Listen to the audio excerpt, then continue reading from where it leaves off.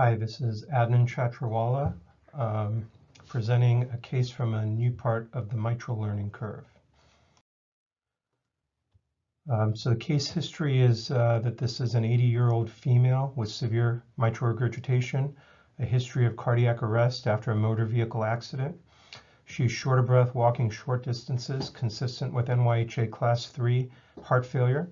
She's been on home oxygen for 1 year, has a history of atrial fibrillation and Watchman implant, a dual chamber pacemaker, and angiographically normal coronary arteries. Her TEE shows severe mitral regurgitation, severe tricuspid regurgitation, and her estimated PA pressure is 75 millimeters of mercury.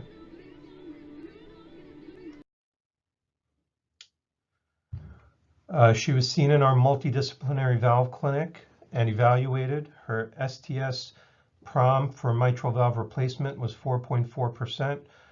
STS prom for mitral valve repair, 2.4%. No STS prom for dual surgery, but she was considered to be high risk for surgical mitral valve repair and tricuspid valve repair or replacement, and therefore we recommended transcatheter mitral valve repair with Mitraclip. During the procedure, she had two Mitraclip XTRs placed in the relatively A2, P2 segments. We felt that she had 1 to 2 plus residual mitral regurgitation. Her mean mitral gradient at the end of the procedure was 3 millimeters of mercury. Her mean left atrial pressure decreased from 27 to 20 millimeters of mercury during the procedure. Her V wave decreased from 51 to 30 millimeters of mercury. At the end of the procedure, we observed that the iatrogenic ASD had bidirectional flow.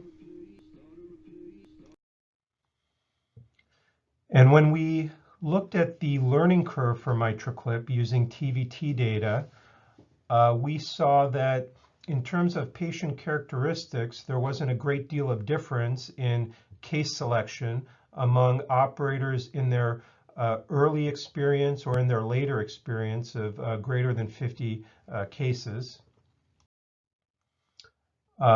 We did see that operators with greater case experience were more likely to treat patients with functional mitral regurgitation as opposed to degenerative mitral regurgitation. But in terms of procedure characteristics, there were some differences among operators in their early experience and in their later experience. For one, operators with more experience were more likely to perform urgent, emergent, or salvage procedures. Operators with more case experience were more likely to use more than one Mitraclip during the procedure. Operators with more experience were more likely to deploy clips in the A2, P2 location and less likely to deploy clips in the A1, P1 or A3, P3 locations. And importantly, operators with more case experience were more likely to perform ASD closure as part of the procedure, although it still was a quite a low percentage of cases in which ASD closure was performed, even in the more experienced more experienced operators performed ASD closure only 2.2% of the time. So in this case, we elected not to perform ASD closure. At 1 month follow-up, the patient noted improved edema, improved orthopnea, but she was still wearing oxygen and she still reported NYHA Class 3 CHF symptoms.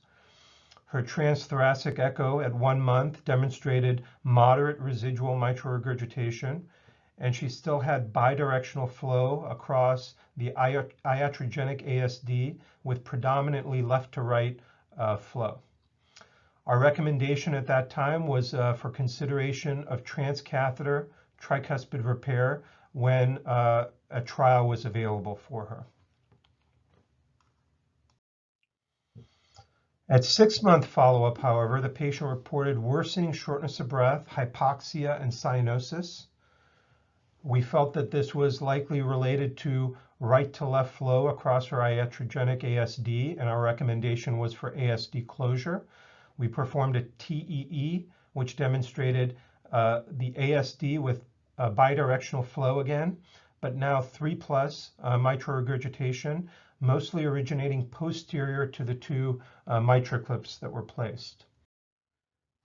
And the fluoroscopic image of the Mitraclips demonstrates, first of all, that perhaps the medial clip has opened slightly, and it's also notable to see that perhaps the orientation of these two Mitraclips is not perfect in terms of perfect alignment.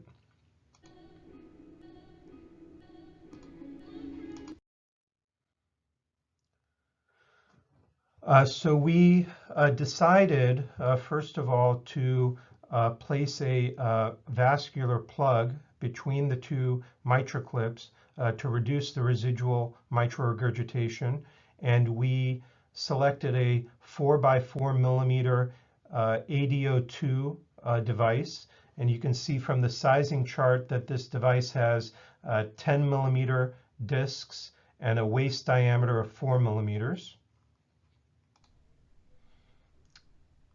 Here is our tug test showing that the plug is nicely anchored between the two Mitraclips. Again, you can see that the orientation of these two Mitraclips is such that they're not perfectly aligned. And here's our residual mitral regurgitation, which we felt was relatively mild. We then moved on to ASD closure with a 20 millimeter septal occluder.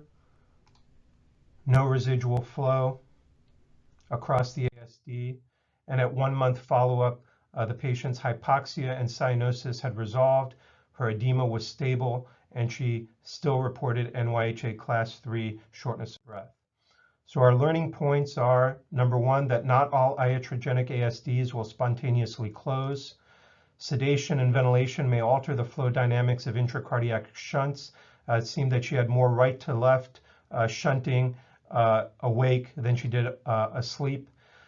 We need data to better understand the proportion of iatrogenic ASDs which become symptomatic and which patients benefit from closure.